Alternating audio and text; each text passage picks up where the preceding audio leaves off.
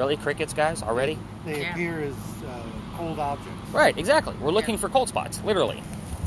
You should be able to see me in that camera. So I'm the red, orange, and yellow guy. Sorry, fellas, but I'm the hottest thing in the video right now. Just pointing that out there. We're looking for blue and black spots in the camera. So that's what we're looking for. That's the way it's set up. So the blue and the black spots, we're looking for them to either take shape or move on their own. So there's should always be some type of blue area in there, but I put a little helping aid for you in there. There's a blue dot bouncing around the screen showing you the coldest spot in the frame at that particular moment. So that way when you're watching your video, it's kind of helping direct your eye on where the coldest spot is. In the event I find something in there and it's a major temperature difference, I always take a screenshot and add it up as a photo for your analysis. So that way you have that one souvenir that came out of there. If something is moving, I take several screenshots so that way you can see the consist, and I'll always give you the marker for the video as well. So this tool is fantastic. This is a FLIR. This is an actual, like what firemen use to help save people. Like this is not an app of any type. So I think, Jose, I think we're going to go with you on this one. So I'll be honest, this camera used to go to my skeptic of the group, and I don't want to know who you are. I don't think we have one. But anyway, it would normally go to the skeptic so I can get all of their commentary because it does record audio. And I stopped doing that because the skeptics say some really mean stuff. Like, I just stopped listening to it. I'm like, I don't listen to it. I just watch the video, the earbuds come out, and they just sit on the desk because I don't want to know what's going on. The next camera is a new upgrade. It is less than a month old on the tour, and it has been phenomenal. I love this setup that my wife and I came up with. So, quick demo with this, so you guys all know what you're actually looking at. Oh, come on, fire up. Thank you. Put it in so we don't lose power. So, awesome. So you should not be able to see me in that little tiny black GoPro right there. Just a quick demo. Yeah, it's pretty dark in there. Let's turn on some lights. Notice you cannot see the lights. You need the camera to see the lights. So we are working with infrared camera here. Wow. I just lit up 10 LEDs on this guy. There's 4 on the camera, 2 on the side, and 4 more up top. So this is light that we cannot see with our own eyes, so we're hoping to be able to find something that we wouldn't normally be able to see with our own eyes. Things like orbs. I would tell you at least half of the nights I've been using this so far, we have caught at least minimum of 1 orb per tour. That's about half of the tours that I've done with this so far. It's been phenomenal. Love it, love it, love it. I normally use lasers with this as well when I have my full groups of 10. We're not going to be using the lasers tonight unless, of course, things go a little nuts with another device I'm going to bring out. But the lasers actually illuminate, like you can see motion when you're actually using this camera along with the lasers. So we're basically going to be using this as kind of a spectator tonight. Whatever comes up is going to come up. So, William, that goes to you, my friend. Bill? Is it Bill or William? Bill. All right, perfect. So I normally have you guys show up early, so that way I kind of get a feel for everybody. Where's my chatty Cathy? Where's the person who doesn't want to be here? Where's my skeptic? Like all of that good stuff. And I have my chatty Cathy. Guess who that is? So we're going to be using a couple of different types of spirit boxes tonight. So if you're unfamiliar with spirit boxes are a way for us to communicate with the dead. So normally on your TV shows and YouTube videos, this is where they give you the white noise, and then your host will kind of give you the BS he thinks he heard in the middle of it. So we're going to be doing that in real time, only mine are slowed down. Why? Because none of you are used to listening for white noise for 2 hours at a time. I'm going to be spitting a lot of history at you, plus white noise, somebody's going to fall asleep. It's a guarantee. So Tina's going to have an earbud in, so she's going to be the only one that can hear it in real time. The cool thing is it's already recording for you. You're going to get the full recording back tomorrow morning. I will spot check it, give you about 15 to 25 more markers on top of whatever Tina hears in real time. I'm going to be writing those down so that way I can put them in your analysis. In the event something's relevant, I'll always give you a backlink of where I got my information from. So the only thing you need to worry about is, first off, you get to keep the earbuds because your earwax is gross. It's a souvenir. So your volume button is right here. It's a wheel. So that's the only thing you need to worry about. Most people just work with one earbud in. Lose my drink. Okay. Everything else is set up for you.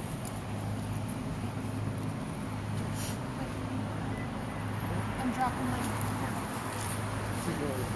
Take pictures of that. Oh. Good thing you got perfect.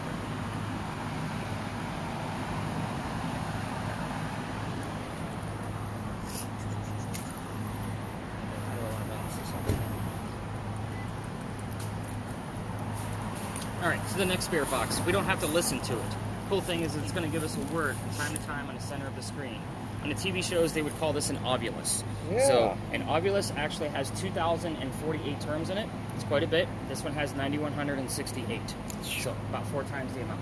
This is a phone app, so it is actually meant to try to scare people. It will generate a word on its own from time to time. 80% of what's going to come up out of this guy tonight is going to be bullshit. I'm just going to put it out there. It doesn't mean anything. So it's going to save all the words to a list. My last tour, we actually had 89 terms show up in 2-hour time. So that's actually quite a bit. Normally average is about 75. And the other 5 to 20% that actually comes up that's relevant, that's what I'm looking for when we're going into throughout the night. I will always give you the full list because sometimes things show up here that something just occurred to me. Yeah, it might be relevant. Can I kind of ask a rude question and ask what your nationality is, please? Chinese. So, at times, and you guys can double check me on this one because it happens all the time. The previous night of a tour that I had, somebody's nationality will show up for my next tour. Like, specifically. So, a term that I heard, and it was on the Red Spirit box that Tina's using, was the term Asian. And I was like, I'm going to write this down just because it's a nationality. We'll kind of see what happens with that. But normally it shows up on this guy, and a lot of times I'll get a name with it. So your name didn't pop up, but I did get Asian on my tour from Saturday, which was my last tour. So, and when I say it's normally a little bit more specific. Like, it would actually say Chinese. Yeah. It wouldn't just say Asian. So, again, it was just like a oh my god moment for me because I just did that data this morning because I was gone all day yesterday. But anyway, back to this guy. So this, and we just got the name Carson and Mutual. So most of this is going to be garbage, like I said. So I don't want to see every word that pops up, Louisa. I'm going to come to you when I want to see the full word list. Okay. So I'll show you how to get to that. If you show me every single term, we're going to be out here till like 4 in the morning. What? Yeah. We'll be out here Let's see long. sunrise. Yeah. I'll come to you when I want to take a peek at the list. Okay. Really? It's not even the weekend. It's Monday night. The weekend continues. Where's the wheel for the volume? Where is it? There's a button at the top. Oh, You a can button. feel that. You don't want the button. That'll shut it off. Okay. It's right next to it. Oh, little. Okay. got Yeah, it. it's kind of It's embedded in there a little bit. What's sad is I pointed this like, here, I'll give you some light. Yeah. 'Cause I can see it fine. You just can't see it. So, this particular device is what we call a millimeter. You guys have normally seen these little blinky guys on television, right? Right. So, we're not going to be using this just because this is kind of like child's play based on what we're doing out here. That usually goes to my little tykes of the group. So, this guy actually has an EMF detector built into it as well. So, in the event, Cindy, that you have any readings above 2.5 on the big numbers, I want to know what's going on. Reason being, that's the second green dot on the device I just put back. So, the bottom number is going to be ambient temperature. Jose finds something on his camera, you and I can figure it out and debunk it or prove it pretty quickly with the yellow probe at the top. Last but not least, it has a REM pod built into it. What does that mean for you? If something gets close to that antenna, it's gonna go off. I'm not touching it right now. The closer it gets, the higher of a pitch you're gonna get out of it, and there's different colors that we're gonna talk about as we move throughout the night. I'm gonna shut it off for now because it's very distracting for me at times when I'm trying to explain history and that kind of thing. For right now, just let me know when those numbers go above 2.5. All right. What do we want to give Dana?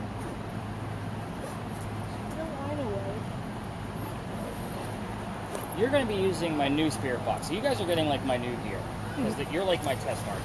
So you guys showed up first. You guys get the new stuff. So this is another spirit box, but it works completely different than the other ones that we're using right now. This is going to sweep through both the FM and AM radio stations at the same time. Okay. And it's going to try to take out the white noise that Tina's listening to. Mine's So- scanning. There's no white noise. Well, you're going to get to that white noise in between the stations. Oh, okay. Okay. So I'm hearing music. basically, all of those, it's going to try to take that out and only give us words. This guy normally gives us about 10 to 12 terms that we can make out in a 2-hour time span. 75% of those so far have been accurate. I've had this guy less than a month as well.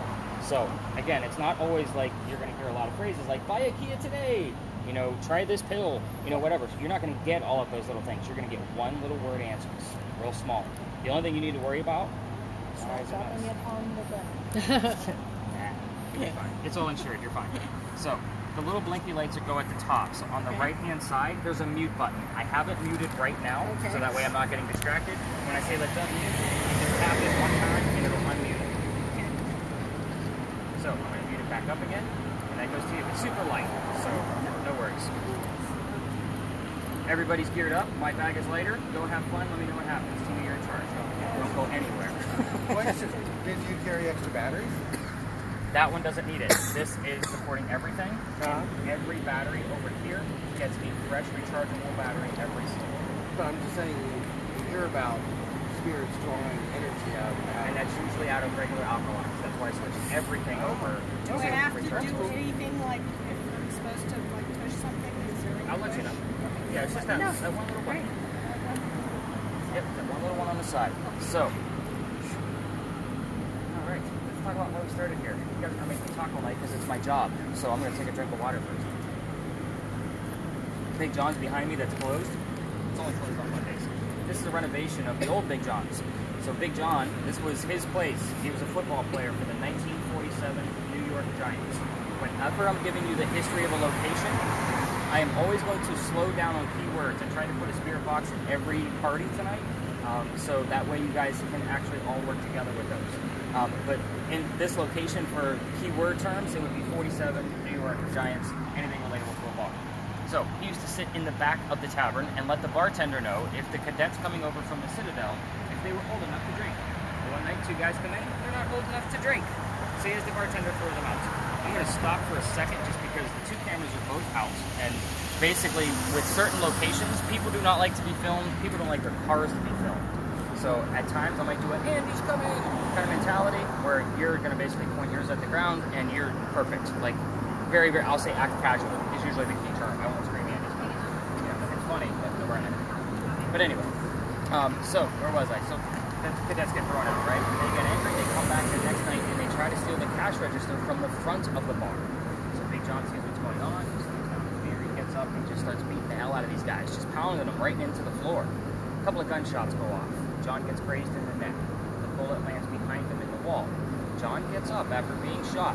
He's the only one that's been shot. He goes back to the bar and tells the bartender to get him another beer, get the two guys on the floor and ambulance.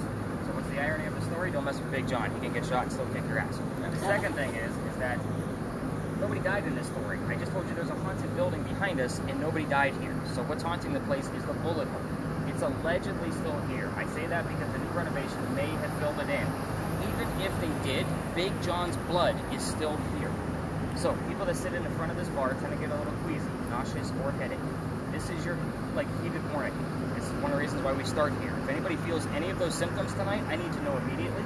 Yes. I came here, I really feel that. I'll be honest. Okay. When I moved back over here, I feel a lot better, to be honest. I have like a real sense of this. When you mentioned that, that's the reason why I gave you the device that you have. So sometimes when you get flooded with things, it's like the spirit box is too much. But I would like to see what's going on around you with the motion sensor. Again, this is the reason why I have you guys show up I early. did not say a word. It's okay. I know that I was feeling well. Well, you did tell me that you were a little sensitive about things.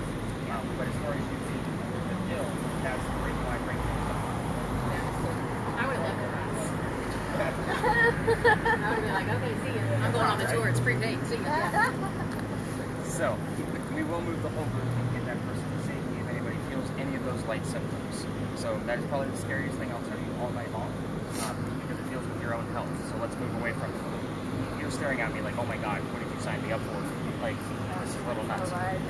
So, same building, made a big earthquake here in 1886. If you've never taken a Charleston tour and heard that, now you have, because we all talk about it. Big John's, the building, is allegedly where the first death occurred from that earthquake. The white mantle you see in the middle of the building also goes around the front of the building. You see a piece of broke off, struck somebody in the back of the head, and killed them, and you can see his ghost in the open space. I said apparently and allegedly because I don't have any proof. It's just a great segue, so nobody's thinking about getting sick on the tour going forward, even though I just mentioned it again. So, is everybody, that was supposed to be a joke, so you can chuckle, but this is all going to be fun. So, let's move on, let's go ghost hunting. What do you think? All right. All right.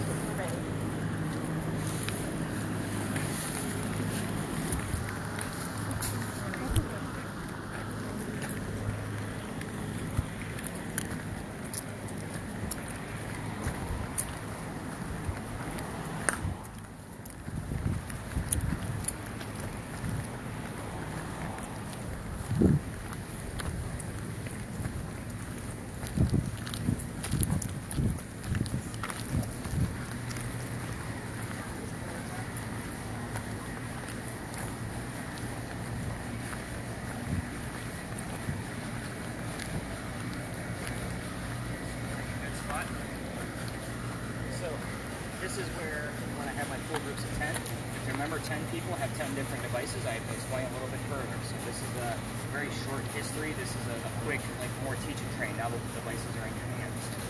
So this is a big red barn lot where we keep the horses for your carriage rides. They are in the front of this barn. So, and that's exactly why we use earbuds with spirit boxes now. We're going to keep you on mute. The horses do not like the loud noise. They will kick the metal wall. So the history here is really simple. This is the same red barn that we had horses that used to deliver milk and eggs to the residents of Charleston. That's it, 1860s and 1920s. So let's get into these devices. We have 3 spirit boxes to play tonight. And yes, I have 6 different types of spirit boxes, if you can imagine. So with that, this is not a Ouija board, this is not television, this is not somebody here, because that's what everybody wants to ask. If somebody says no, that means somebody's here. So we are not going to be asking yes or no questions all night long. You guys are all here for paranormal proof. We are not going to get it out of no. We're not going to get it out of it.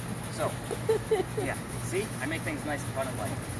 However, in a space like this, I would say ask questions that you already know the answers to, so that way you can kind of get used to what these devices do. So, for example, if somebody's here, tell me what color the big red barn is. Obviously, we're going to be looking, because LOUISA has a list, and listening for the color red. However, we're using these 2 devices for song lyrics and DJs to convey messages back to us. The word red might not be there. Fire truck, blood, heart. Those would be acceptable to me because those 3 items are specifically red. Not like shirts or shoes or anything like that. It could be anything. Fire truck, blood. So I'm good with that. However, most of the night, I'm going to require that there are 2 pieces of something going on to be able to verify what's going on. Let me do another example. If LOUISA's list has the word art on it, by itself it doesn't mean anything. Dana, here's the number 40. Again, doesn't mean anything. Put the 2 together. Art Fair Cloth was number 40 on Big John's team. You see how we're going to be putting clues together through the entire night? I will withhold information purposely, just so everybody here has a genuine experience. I'm always going to give you the basic history of a location, but I won't go into specific details with specific things. I may give you impromptu questions at each location. If you go rogue, stay away from yes or no questions. Make sure it's something we can prove that I can actually research if you get an answer. There's going to be some things I'm like, yeah, I have no idea what that means. We're going to find out in the morning after I do the research. So, spirit boxes, do you all get the gist of how your devices are going to work? No, I had a question. Yes. Like, and I'm dealing with the volume because I want to hear you too. Right. So how loud? I mean, You cannot mess up the recording. It records at an even level. You want to turn that all the way down when I'm talking, it's fine. It's still recording. Okay. You're good. You're not going to mess it up. Okay. Remember, you're listening for song lyrics, DJs, and commercials. If we get a disembodied voice like what they show you on TV, I get about 4 to maybe 5 of those a year. So, again, if I spot check and find something, I can test it and all of those things. But it's a rarity. That's why we go after this method, because I'm out here 7 nights a week. Okay. So, cameras, let's talk about yours. So, Jose, let's do yours first. So, with yours, go ahead and point it at me. You're going to try to keep one of us in view at all times. I know I told you not to point it at people, but we all signed up to be filmed even though nobody knew it. That was a joke again. Wow, you guys got to catch on to the chuckles here. So with that, you're going to try to keep one of us in view. Why? Because we're going to be the warmest thing out here. I know it's humid out here, but we're still going to be 97 degrees. It gives us that array of color on the screen. So that way we can actually see the blue spots moving on their own. The other thing you're going to try to do is keep the sky out of view. Normally I give that to the shortest person because they're the furthest one away from the sky. But the sky, the reason I say that is because that blue dot that's bouncing around trying to help everybody is going to default to the sky when it's in view because there's no surface. Okay. So some of the spaces we're going to go to tonight, that's going to be impossible, especially at your height. Just do your best.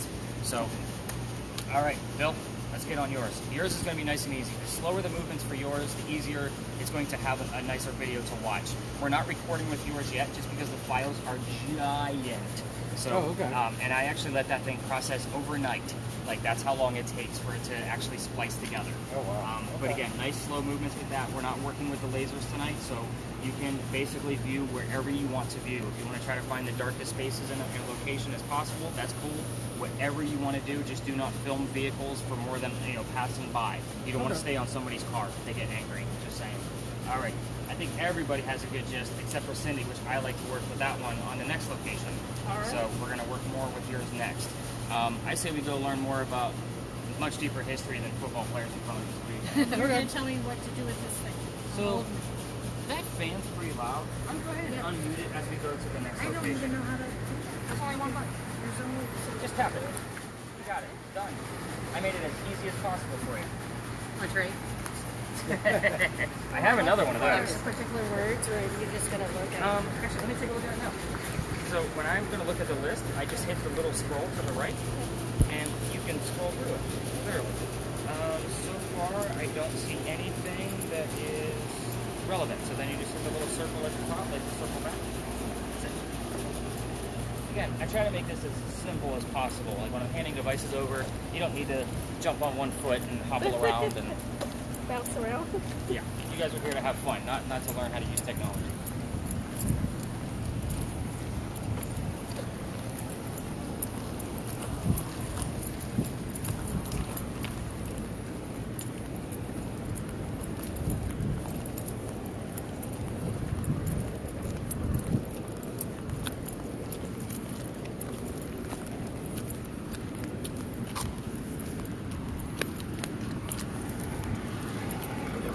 Yes, I think I got a little bite. Skeeters? Skeeter bites.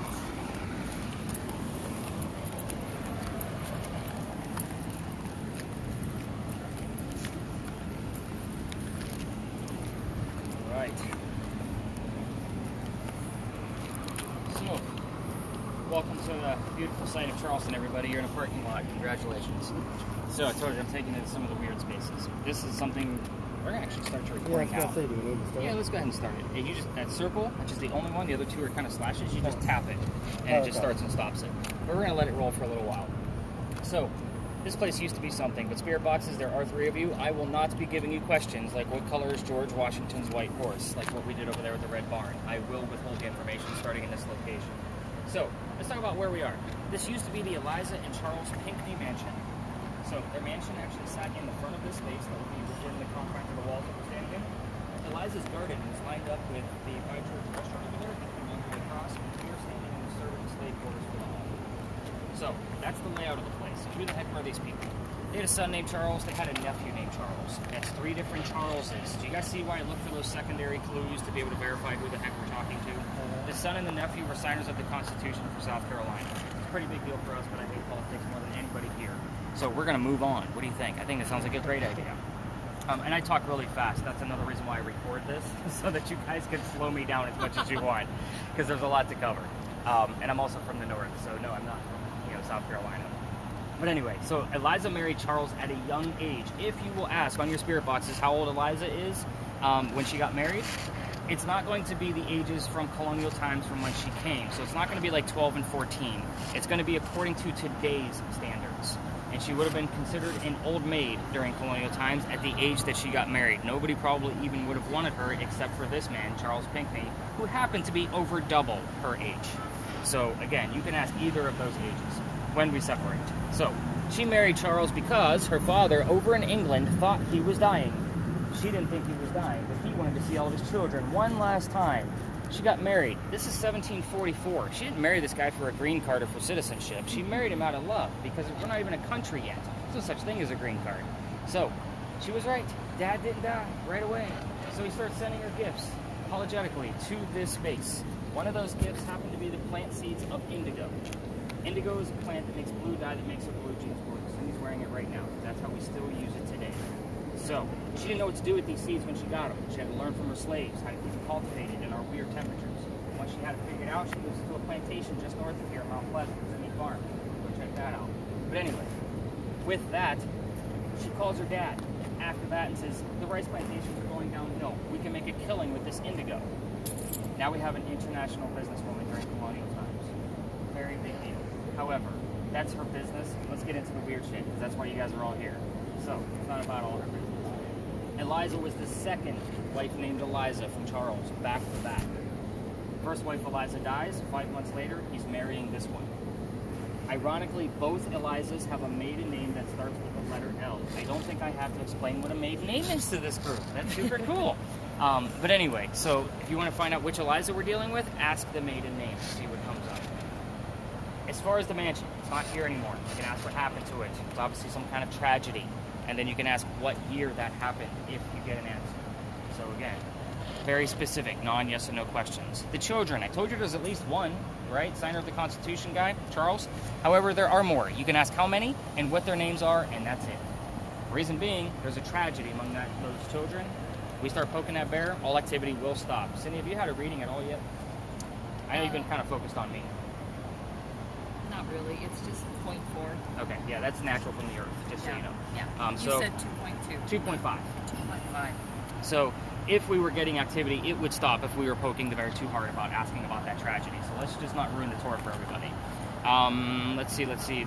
Eliza's death is where she's really open. You can ask her how old she was when she died, what she died from, where she's buried, what U.S. president was a pallbearer at her funeral. I don't think I have to explain what a pallbearer is to this group either. This is going to be cool, guys. Thanks. When I get to teenagers, some of these terms don't make sense to them at all. And you'll see throughout the night, I'm like, I don't have to explain that.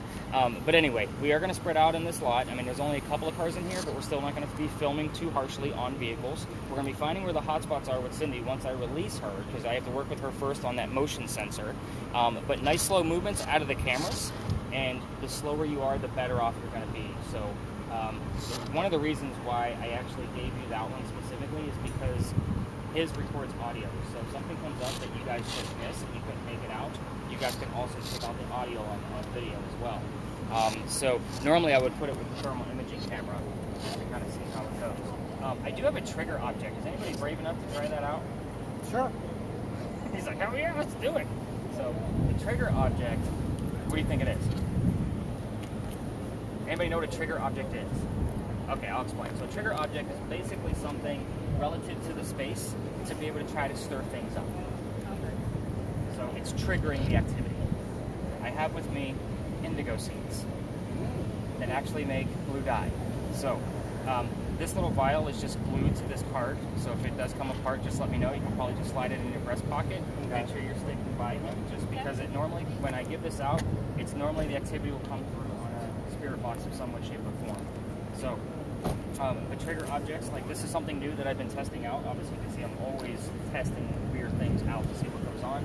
I'll be honest, last week we actually had a couple of we don't want you here kind of messages come through. I got us out of the space pretty quickly. This is normally a very welcoming space. By the end of the week, Friday and Saturday, it was starting to ease up with actual answers and we don't mind you coming here.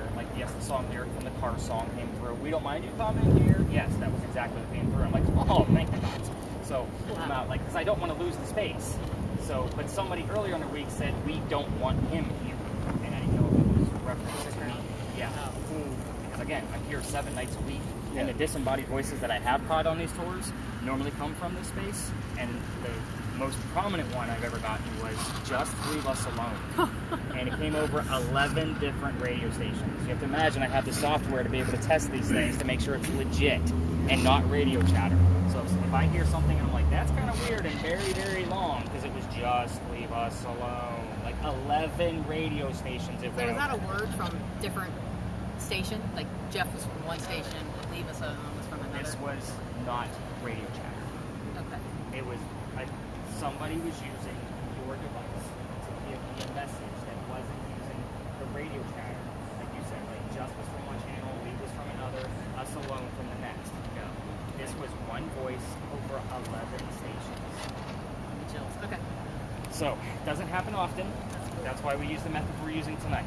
So, let's have some fun. I want to see your word list before you guys separate, and then Cindy, you and I are going to work together. So, kind of give you guys, what I do with the list, guys, is I just kind of quickly scan it.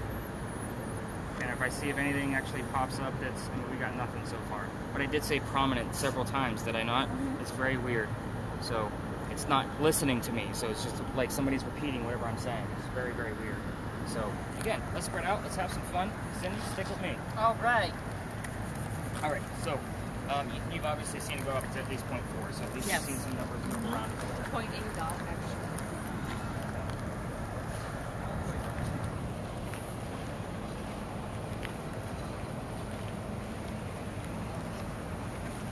What are you looking for? Do you know what you're looking for? Ghosts, Like blue dots, he said, or what? just in dark areas. Do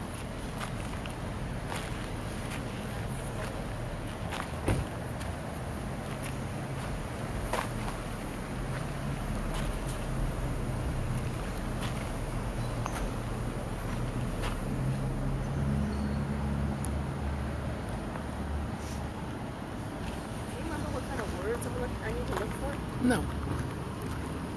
You'll just check them periodically. You don't have to. Oh, okay.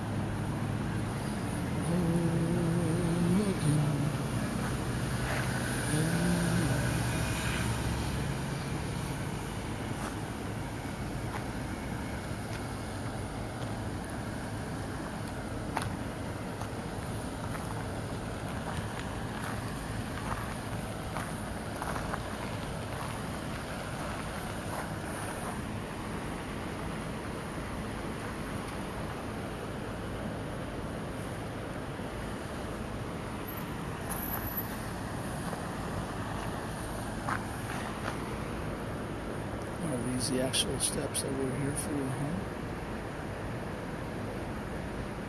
The wrought iron is beautiful. You must have had a very lovely home before it was destroyed.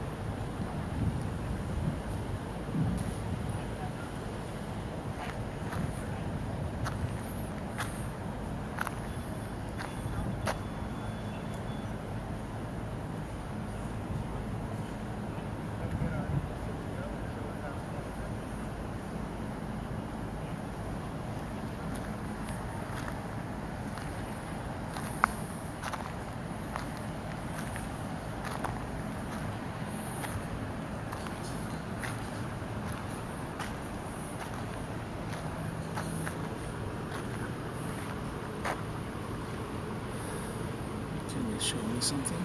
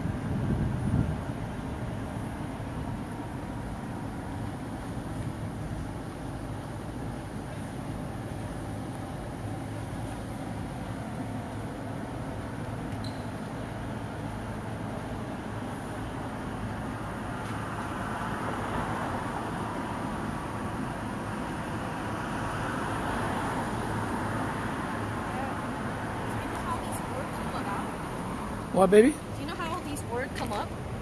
No, they'll just come up on their own. Now I have Xavier. I got them. I know, it's not on the list. Yeah. Just that maybe one of the children's names was Xavier. Xavier, yeah. You never know. I picked it up over there Yeah. when it changed. About what 44 is.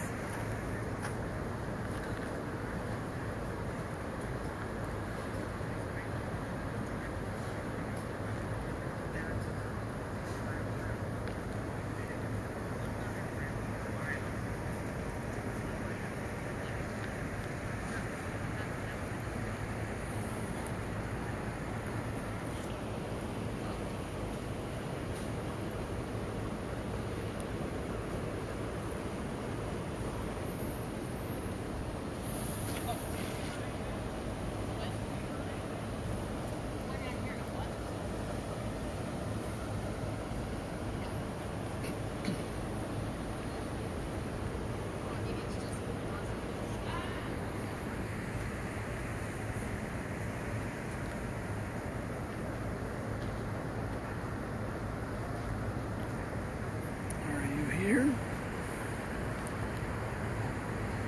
Now I get decomposed. Who? Decomposed. The Pope? The word decomposed.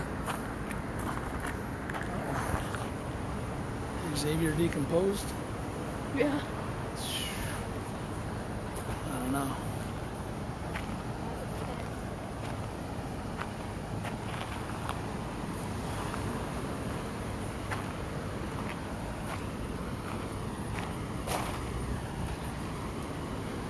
I hope that I do not offend you, but I need to stretch my back. It's just that I have a bad back.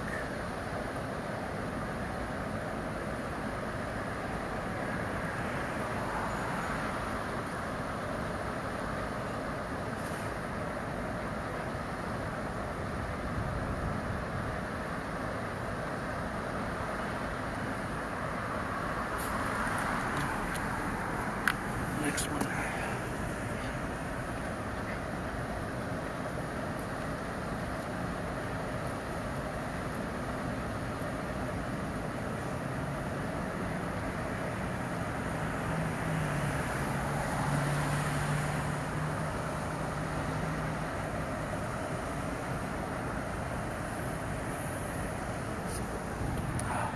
Gosh.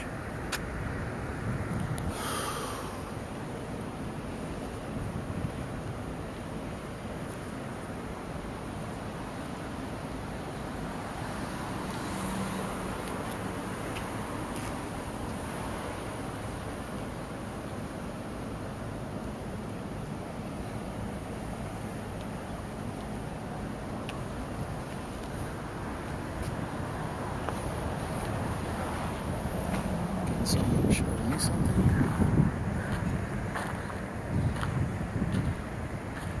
Show yourself.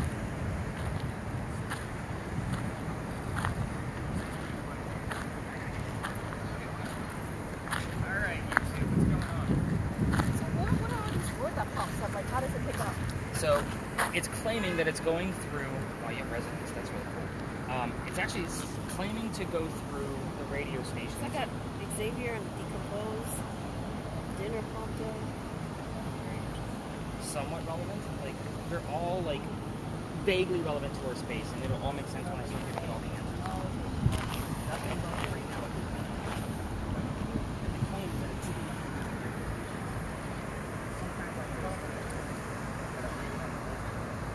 Oh, I see.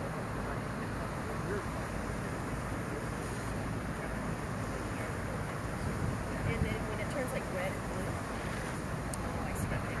Oh, It okay. growls and all kinds of stuff. Okay. Say, how's that thing going, man? Good. Nothing yet. Not that I see. And I was just thinking to myself, like, you're the quietest person here, and I give you the one thing where you don't have to talk to me. So, Nick, do you want to know like the words and the phrases right now, or do you want me to like jot them down, or what? I'm jotting down. Okay. Okay. It was something about oh god, now I forgot the number. Damn it. It was, the number? yeah. Okay. 2244. I think it was. And I heard at home. I forgot what the other one was. Do you want to know why these are relevant? Yeah. Of course I do. So Eliza was 22 Yeah. when she married Charles in 1744. Give her 2244. Yeah.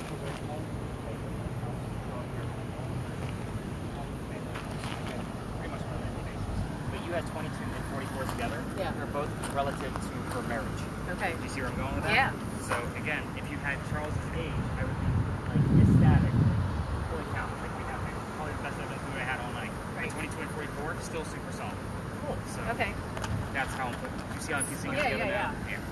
So very cool stuff. Okay. Not to mention, like we have a couple of very vague terms on the word list right now. Okay.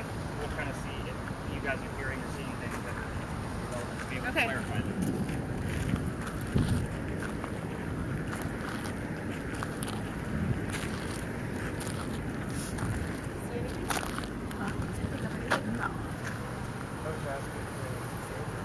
Because it will turn what color?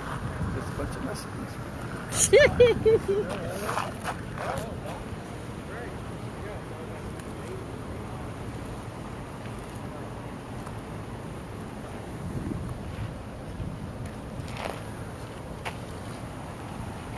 Not a thing.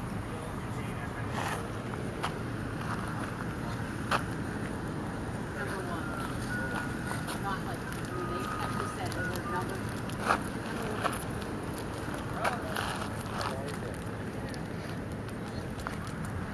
You like indigo? Do you like indigo?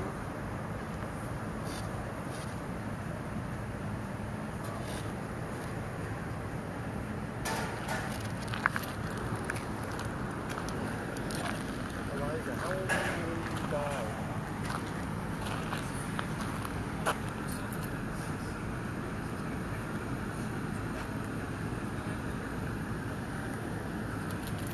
Creepy, honey. It's just a parking lot. I'm glad there's light right now.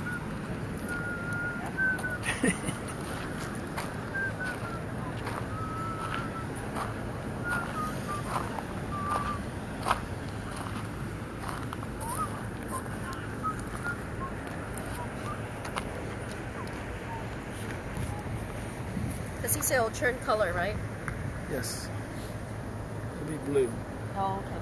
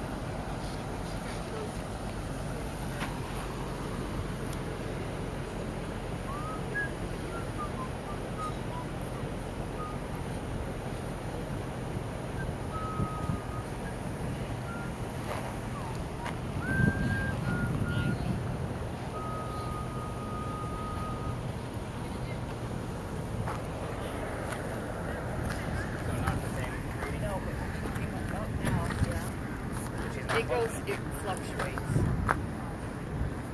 Anything above that 11 that you've given me so far? No, you know what? The 11 came right next to me. Dana, come on over. She can hear me. Do you feel like you've got people attached to you? Not for a while. When I first started this, yes, it was happening all the time. And again, with my epilepsy, it was really not in a safe place for me. So now there are little tiny things all over my bag to keep us all protected. So you guys have a lot of really cool things going on. So I want to go ahead and mute that specific device just so I can kind of get into this. But I do want to keep your front pod on. So try to be as still as possible. I'm very interested in some of the terms that are showing up, and I don't want to reveal it all. It'll all start to make sense when I give you all the answers about some of the more of the history. Let's go ahead and stop the video. So hit the red square for me, and then go ahead and hit children. You already know about tap it again. Yeah, it's just like you gotta press down.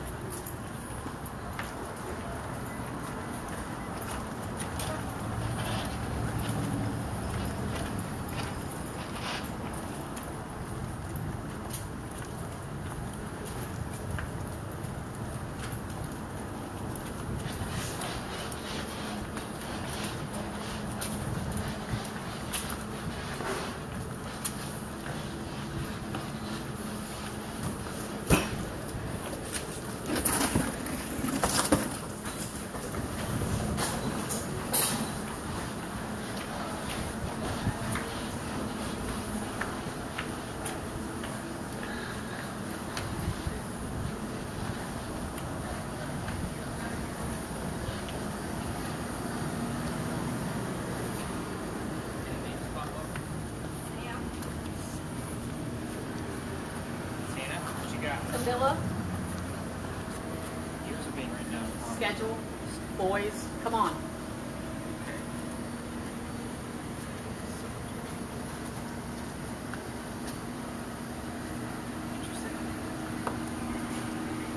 Alright, so this space is very unique. So this is considered a quiet area, so I did ask Dana to turn hers on mute, because somebody looks like they actually got their phone taken. But we're standing next to a hotel and a restaurant, so just gotta be mindful of people coming through. Come on guys, you're good, you're good. It's like a coffee. spooky tour? It's a ghost hunting tour.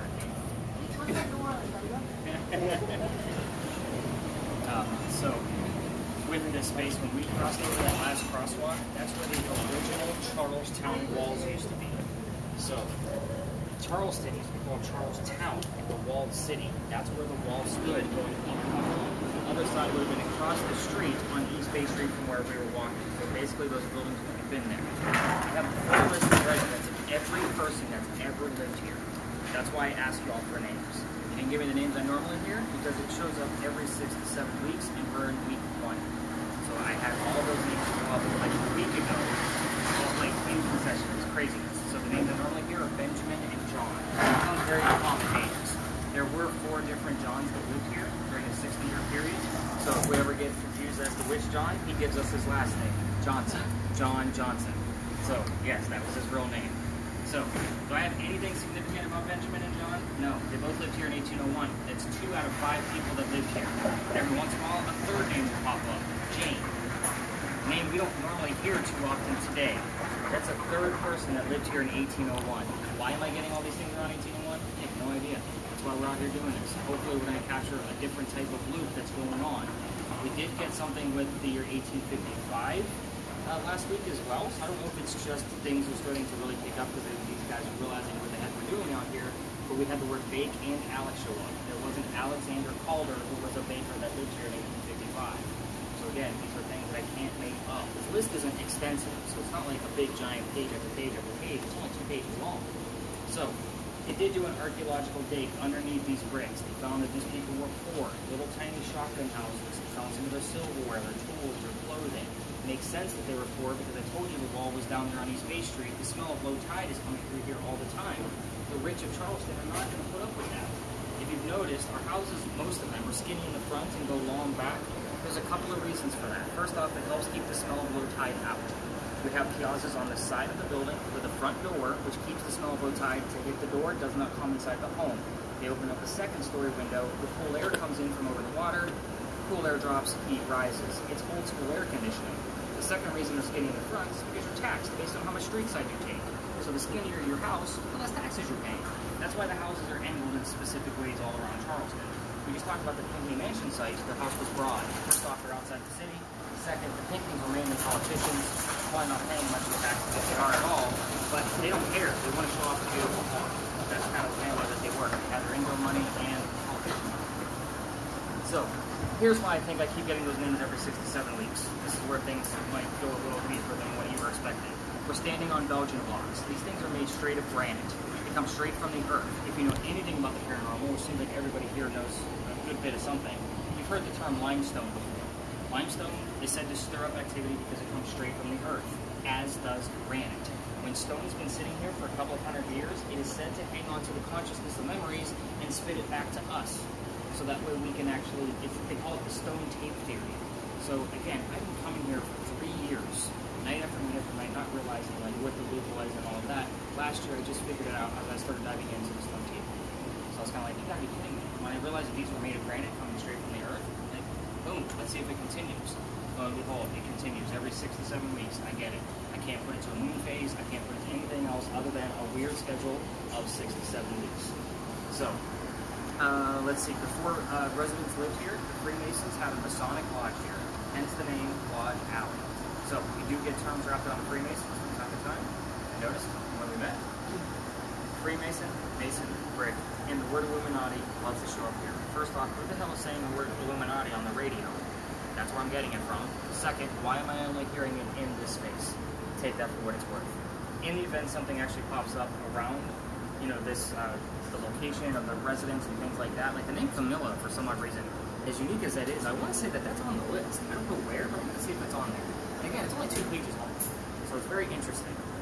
Benjamin and John, you guys did not hear, so we'll kind of see if I find it in the morning to see if the loop has changed.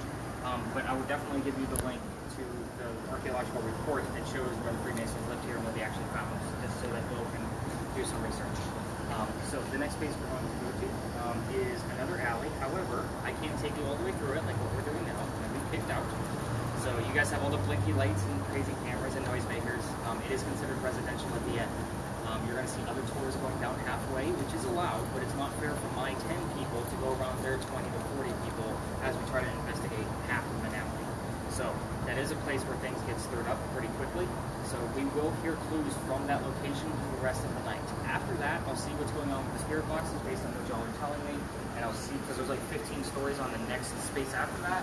If you guys don't give me anything relevant, which happens, it's common, I'll go to my normal go-to stories and get us prepped for the female pirate investigation at the very last stop. So if you're into pirates, which I'm not, I'm a vampire guy, you'll hear me say that again. But again, this crazy vampire story, see, she got me going. Crazy pirate story is pretty nuts. It took a lot of research, and again, I don't even like pirates. It's just not my thing, but now I'm like obsessed with the whole history of it, because none of it, like, I guess, I don't want to say none of it matches up, but you really have to know all of the different stories to see like whose version of what matches up with what else is going on. It's a lot of going back and forth with this history. It's kind of nutty stuff. As we exit the alley, gentlemen, I need you to stop your video. So once we get to the edge, stop your video, because we're going to be cutting through a neighborhood to get to the next one. We don't record in neighborhoods. So anything show up on your word list since we've been here? Rise, loyalty, That's it? grief, and loss. All very vague. Like nothing specific enough for me to say, woo. Did you get anything on yours? I turned it down. Okay. I couldn't hear you. Sorry. No. Keep it down because of the hotel. Yeah. Because it says quiet area. Absolutely. Again, You have to tell me later. Yeah, you're going to get the whole thing Yeah. anyway. You have fun of hearing stuff. We don't get readings in this space. If we do, it's an anomaly by itself, which is weird because the past week there's been a spike in this location pretty much every night, anywhere between 8 to 11 millimeters. So again, that's pretty high for the space where it's not going to go above 4 because of the super thick walls. Because we're going to get electric readings from the walls because of the buildings. But if it goes above 4, I'm pretty excited. But you haven't mentioned anything. You're kind of like out of the game for a little while, at least once we get through past Philadelphia alley. So So if I understand you right, it's the granite that's stern shit out. yeah, right. With the energy, not a particular soul. It's the residual. It's So the studies that I've done on different cases, because this isn't the only thing I do. I do my own investigations too. It's wherever there's raised emotion. Oh. So that's usually like when you hear like a teenage girl is being possessed or like those kind of crazy movies and there's a little bit of truth to it, it's because that girl is going through puberty. That's a raised emotion. The hormones are going different. So they're open. Exactly. So here, can I find anything that happened here in H101? There's no research. There's no record of it. I dig and dig and dig constantly. Because sometimes word will show up on Louisa's list where I'm like, what the hell does this mean? You know? I have no idea. I have to really go through that archaeological report to be able to find it, and it's like 200 pages long. Yeah. So there's a lot going on. But 1801, it's Charleston. Of course there's a lot going on in 1801. So we'll kind of see what happens with the next space. Let's see what we got. But yeah, you have some great questions, by the way. You're keeping me on my toes. Chatty Cathy. At least you're not a negative Nancy. 'Cause I'm getting better. Exactly. I like that. Tell me when I can unmute. Debbie Downer. Oh, we hate those too. Probably unmute for a little while. Okay, tell me when. Oh, there's Oscar back there.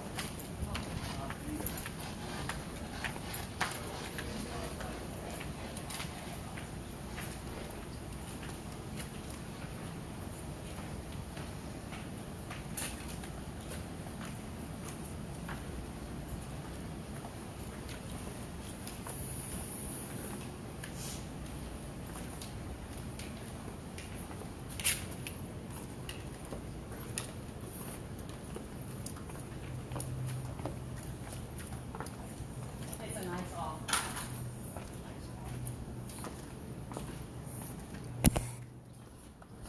Nope, opposite way. Flip it around. There you go. So just even if you want to hold it lower so you don't. There you go. I got it directed a little bit. That's cool. The tall guy. Again, normally I don't give it to the tall guy because he's like, check everything out. So, did them cobblestones trip you up? That's what I was trying to ask. I have a fused ankle, so Oh, it jeez. doesn't move like normal Okay, ankles. I'm It sorry. only goes this way. So don't mind me. I'll just have to like go slow. That's okay. I always look back to make sure where my people Yeah, are but at. no, I appreciate it. Because I'm I've fine. lost No, people to Max keep on Place all the going. time. So, welcome to Philadelphia Alley. It's easy for me to remember the name of this place because that's where Eliza's buried. However, we named it Philadelphia Alley after dueling became illegal and stupid. This used to be Dueler's Alley. So, This is where we came today. okay. Do you know the story? Yeah. Do you know why the word you gave me is relevant? No. Oh, yeah, I do. Now you yeah. do.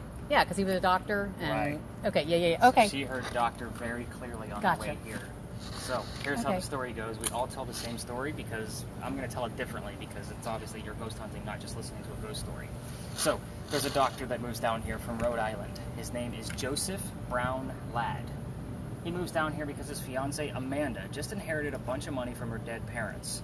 She has an attorney helping her out with all of this cash, and the attorney thinks that the doctor is just after Amanda's money. So he tells Amanda to get rid of the doctor. So Dr. Ladd moves to Charleston to prove that he's not after her cash. The coachman that brought him into town set him up to be robbed and killed. So it wasn't a very good start. Somebody walking by sees what's going on. His name is Ralph Isaacs. I'm going to stop on Ralph. Again, you're ghost hunting. Ralph has the same initials as where the doctor came from. Rhode Island, Ralph Isaacs. R.I. shows up here a lot. However, Ralph and the doctor are the two main characters of this location. We need the secondary clues, so we need to know who the hell it belongs to. It's always very confusing. So anyway, Ralph tells the doctor, you don't want to go in there, man. He's got a gunman inside. He's going to try to kill you and take all your money. So I got some friends at 59 Church Street. You can rent a room from them and you'll be safe. The doctor takes him up on the offer at 59 Church Street and the two become friends. The doctor's practice starts to take off. He's making his own money now. Amanda's moving down soon. He becomes known as the Whistling Doctor. Every haunted city you guys ever visit, because some of you have visited many, have a whistling ghost cliche. Ours is a doctor, roll with it. So, with that said, at the end of the story, I'll tell you why he's called the Whistling Doctor, other than the fact of he whistles all the time. Anyway, him and Ralph go see plays together, but they can't sit next to each other because the doctor makes more money. That's just the way the hierarchy is. He gets better seats. So they're talking about William III one night from Shakespeare on their way home, and the doctor thought the new actress in town was fantastic. Ralph, not so much. Gets into a heated argument when Ralph starts insulting the doctor's fiancée, Amanda, back home in Rhode Island. They go their separate ways. But Ralph is from here. He has friends at the newspaper. He calls his friends up and he puts an ad in the paper telling the whole city of Charleston what he thinks of the doctor. Pretty much a disgrace. The doctor sees that ad and he rebuttals with, let's go to Dueler's Alley. We're going to settle this. Somebody's going to die, basically. So they come down, they take their 10 paces, they turn. The doctor points his gun in the air and he shoots. He did not want to kill his friend. He just wanted to have the courage and bravery to show up to the fight, and that, he was willing to forgive his friend. But Ralph, he has his one shot. He puts it in the kneecap. Sorry, Jose, you were just in front of me. He puts it in the kneecap on the doctor. So he doesn't die either, and Ralph proved his point. He's still mad.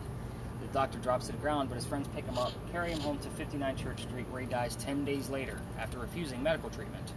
He's a doctor. He probably tried to bleed it out himself. So they say as you walk through this alley, you can actually hear the whistles from the doctor. Keep in mind, if you happen to go down there again and turn on your voice recorders to try to catch those whistles, everybody, all the locals know the story. Anybody walking up and down Cumberland or Queen Street on the other side throws a whistle down the alley. I'm going to move you over here. We got a friend right above you. I didn't want him to land in your hair. Yeah. No. Oh, yeah. No. No. So, keep it. I throw that whistle every single night. We're going to end at the next street. My garage is right there. So I throw a whistle down the alley every single night. So let's talk about why I got booted out of there, because that's the fun part, right? That's Nick's got in trouble, but it's relevant to our last story. Sorry, my nose is like super itchy. Like you've been looking at me like, what's going on with the guy's nose? Yeah. It's crazy. But anyway, this alley didn't always come all the way through. So the bricks on the other side are older, and they're sun-dried bricks from slave children. So we do have one full handprint and fingerprint swipes. Now you got a friend above you. Okay. See, that could be cordial. Thank you. I don't want to make you creep out. So I used to take my folks down there, and we would be listening in on the voice recorder and that kind of thing. But everybody wants to put a spirit box or an EMF meter near that brick with the handprint in it. It is residential at the end. I treat that brick the same way I do a grave. That kid's not staring at that brick in the afterlife. We're not going to get anything from it. Well, one night, November 26th of 2020, yes, I remember the date exactly, because we were right outside that gentleman's dining room window. He was not very happy with me. He come out screaming. My daughter thought it was great. She was on the tour because Dad's getting yelled at. So we moved on, finished the tour. The next day was Thanksgiving, November 27th of 2020. So I didn't have a tour. I'm the new guy on the block. I'm going to take the weekends off or the holidays off. November 28th, I get a phone call from the tourism office asking me to go down halfway like everybody else or reroute my tour. I decide I'm going to reroute. So I tell my group, we're going to wing it and see what happens. Tickets were much cheaper. I can't wing it anymore. But with that said, we go up there, and before I even tell them what we're going to be discussing, somebody hears Anne on a spirit box. I did not tell them we were going to be discussing female pirate Anne Bonny. So I'm like, all right. I didn't even believe this story. Again, I told you, I'm a vampire guy. So we get up there. Somebody else hears the number 300. I'm like, yeah, I got nothing. I'm sorry. That's a weird one. I do the research the next day. Anne Bonny's trial for piracy was November 28th of 1720. We were there November 28th of 2020, the exact 300-year anniversary of her pirate trial. So I've been taking you guys back up there every single night ever since. It is a hit or miss location. We either get a ton or we get nothing. We're rolling the dice because Anne Bonny is said to be seen all over town, and you're going to realize why once we get down there. But from here, we're going to go up to St. Philip's Church and Cemetery. We're going to take a look at that and see what's going on up there. You guys are going to tell me what's going on with your spirit boxes. Have you had any terms? Stream, train, wait, and go. The last one. Circle back. See what's on your screen right now. So, yeah. Stream. Still stream? Okay. All right. So, videos, if you want to continue recording, you can. But we're going to be, sitting for at least 4 or 5 minutes, so it might be irrelevant kind of footage. That was weird. Alarm. Is that what it said? For sure. Heard alarm. Okay. It's a confirmed alarm. Very cool. Finally got a term out of that damn box. So, all right, let's go up to the next corner, and you guys continue telling me what's going on. The other piece of Dock Street Theater is said to be haunted by a couple of different things, and Dock Street Theater is actually said to be one of the top 10 haunted places in America. I'll be honest with you, I've been in that place dozens of times with equipment. I don't get much. Not much at all. Here's one of the ghosts that they actually say is there. It is the son, or it would be John Wilkes Booth, his son Junius, if I'm not mistaken. It might be the other way around. I haven't told this one in a while.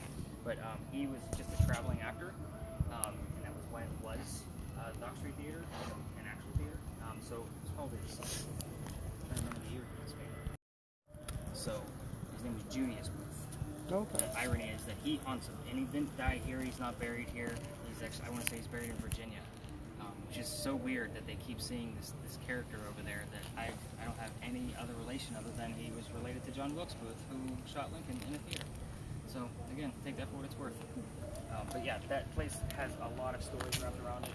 I've been through, not with some of the upgraded gear that you guys have. But anyway, let's get back to pirates. That's where Danny's getting excited about. So we're going to be discussing that little building over there with the crosses on it. Those are not crosses, by the way. Those are earthquake bolts. If you're unfamiliar with earthquake bolts, they're basically turnbuckles. So if we have another earthquake like what we did in 1886 that I mentioned at the top of the tour, you can turn those turnbuckles and it's supposed to straighten the building back up. It's a great idea, it just doesn't work. So I bring these ones up because these are the oldest earthquake bolts in Charleston. Why? Because this is the oldest government building in South Carolina. It was finished in 1713, which is part of the reason why we're here. We're using this building as kind of like a trigger object because it's what I call a familiar. Basically, in a nutshell, it's like using a toy to attract a child ghost. This building was built at the same time frame that Anne Bonny started her pirate career in Charleston. So, a little bit more history on the building.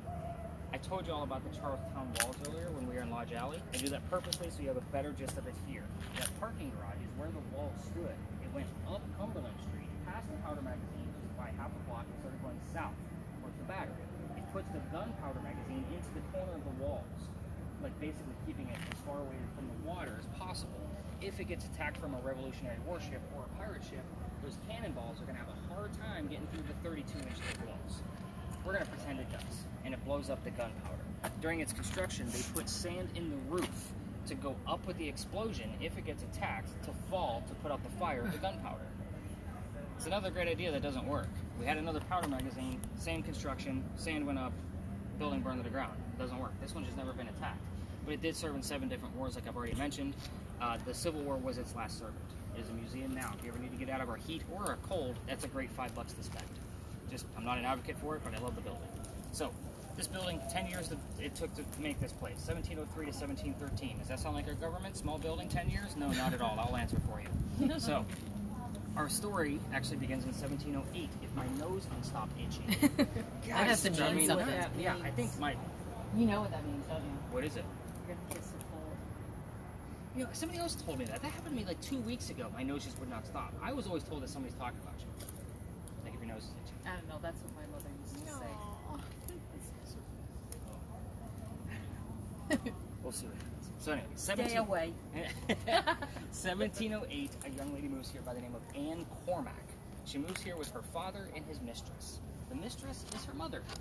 Are you guys following me so September.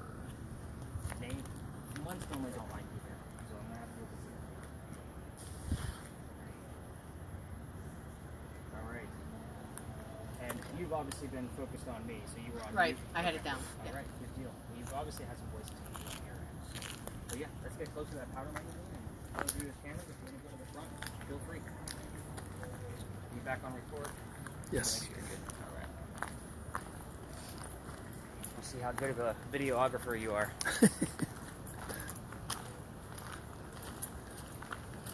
Yeah, if you guys want to check out the front, you have to exit the lot and then make a left. Okay.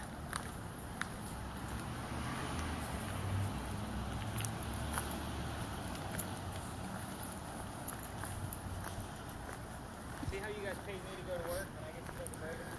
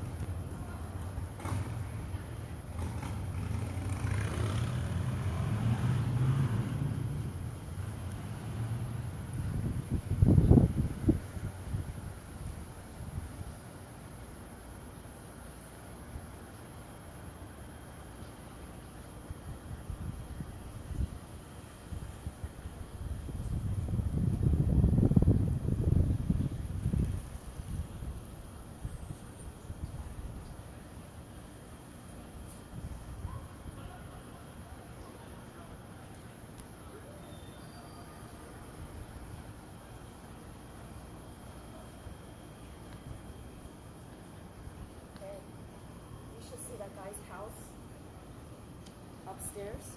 He has one of those lamps. Pick up anything?